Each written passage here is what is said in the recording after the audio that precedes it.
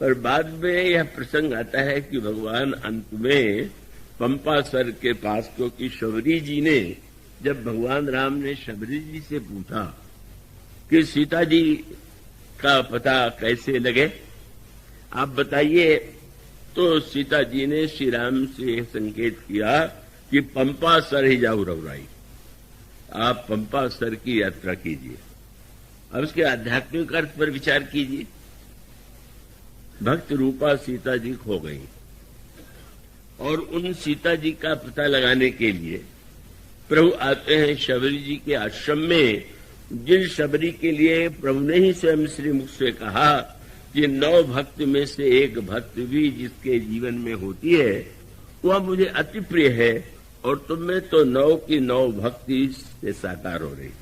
9 मह जिनके एकौ होई, नारी पुरुष सचराचर कोई, सोई अतिशय प्रिय भामिनी मोरे, सकल प्रकार भगत दृढ़ तोरे।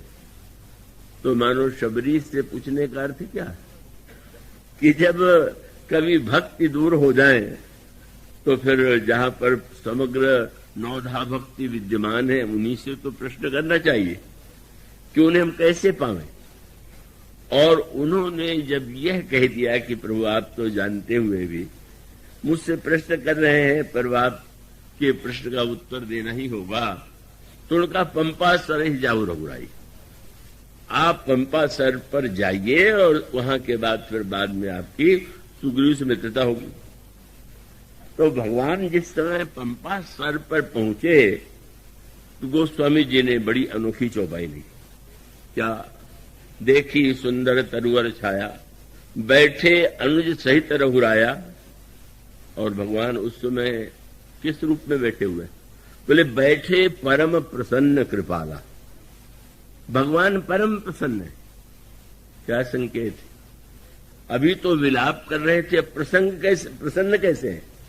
माने भगवान ने संसार के जीवों को शिक्षा दिया, कितना भी बड़ा जीवन में कष्ट और दुख क्यों न हो, पर जब आप संत का सत्संग करेंगे, भक्त के पास जाएंगे तो विषाद दूर हो जाएगा और आनंद का उदय हो जाएगा। शबरी जी की महिमा को दिखाने के लिए कि देखिए उसके पहले मैं कितना विलाप कर रहा था, पर शबरी जी ने कह दिया कि पंपासर पर जाइए, तो चमत्कार तो सामने हो गया। भगवान बैठे हुए और जैसा कथामृत की चर्चा थी, यहां तो कोई भी परिस्थिति आवे कथा कभी बंद ही नहीं होती, और वो कथा जन्म से ही प्रारंभ हो गई। कोई बच्चा जन्म लेते कथा तो नहीं कहने लगता, पर श्री राम ने जन्म लिया तो उसी समय से कथा कहने लगी। क्यों?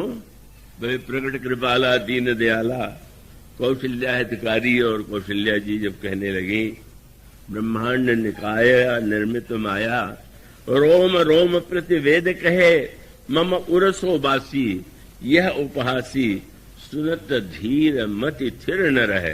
तब उपजा जब ज्ञाना प्रभु मुसुकाना, चरित बहुत विध कीन चहे। और क्या किया? बोले कहीं कथा सुहाई। यहीं से कथा प्रारंभ हो गई। तब कौशल्या जी अपनी मां को ही पहले कथा सुना दिया। तो हर परिस्थिति में प्रभु तो आप कोई भी प्रसंग हो सर्वदा संग और कथा की महिमा को प्रकट करते हैं अपनी लीला के द्वारा। तो पंपासर पर बैठे हुए पंपासर को गोस्वामी जी ने जो उपमा दी वो कितनी सुंदर है। पंपासर को देख करके क्या लगा? बोले पंपासर को देख करके लगा कि यह संत हृदय जस निर्मल बारी। पंपासर का जो जल है वो अत्यंत निर्मल।